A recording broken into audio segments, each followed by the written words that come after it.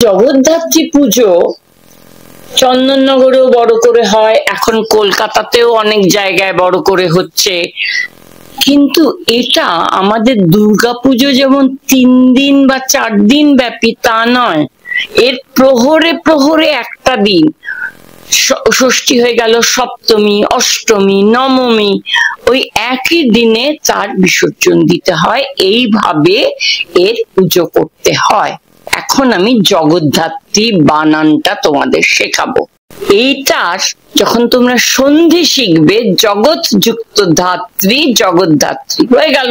যারা সন্ধি জানো তারা বুঝতে পারলে। কিন্তু তোমরা মনে রাখবে, তোমাদের বলেছি ত বর্ণের সঙ্গে ত বর্গে ত, থ, দ, ধ যায়, সেই রকমই জগ, দ, ধ, আর তয় রফলা দীর্ঘি, জগদ্ধাত্রী।